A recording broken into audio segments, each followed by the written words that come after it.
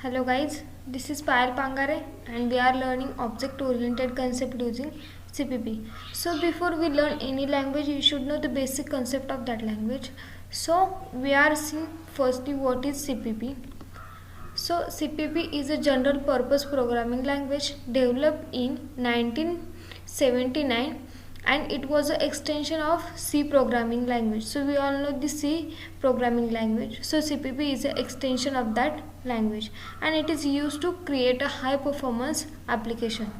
So this is the basic information of CPP. Next one is difference between C and CPP.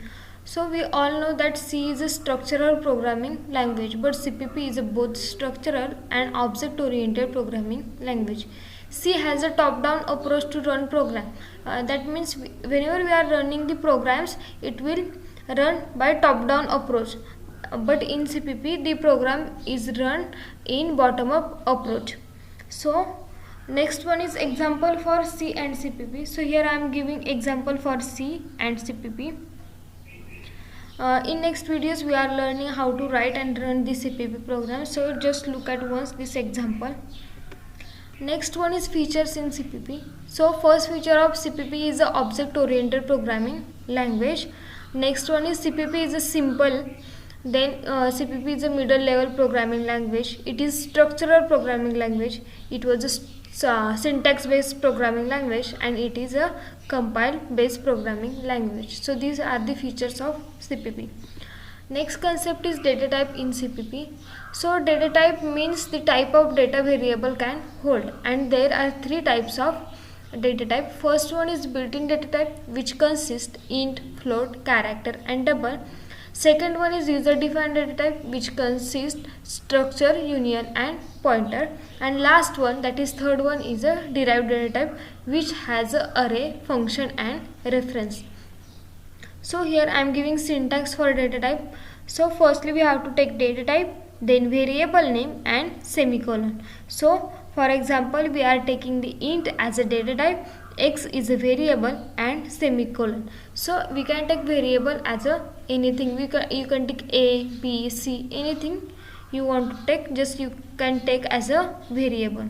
So these are the data types in CPP. Next concept is token.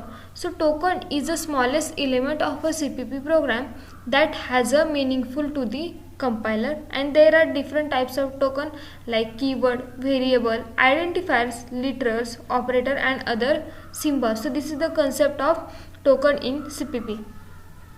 The next concept is operators in CPP. So there are multiple operators in CPP. First one is scope resolution operator.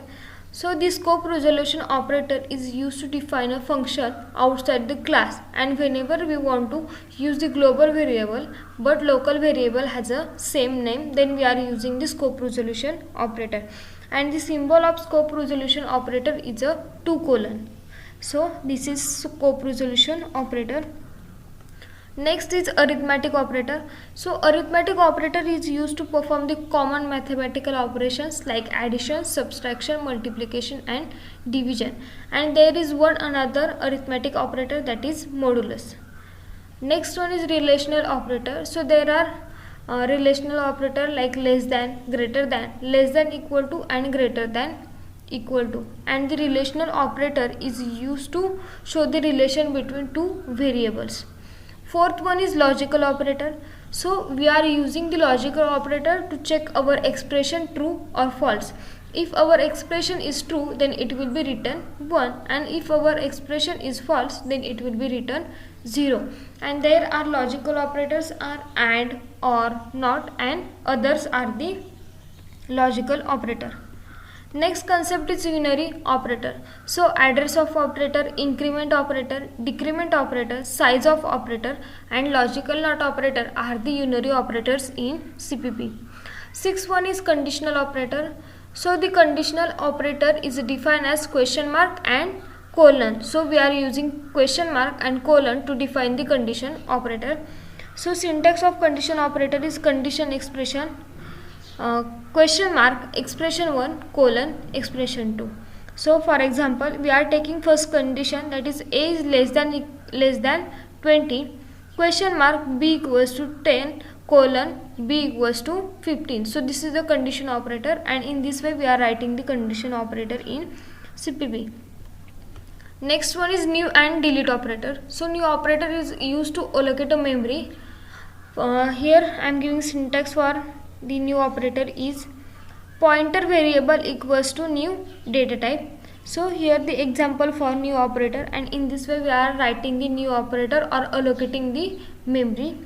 Next one is delete operator. So delete operator is used to deallocate memory which is allocated by the new operator, and it will, for example, delete p. So in this way we are allocating and deallocating memory in a CPP.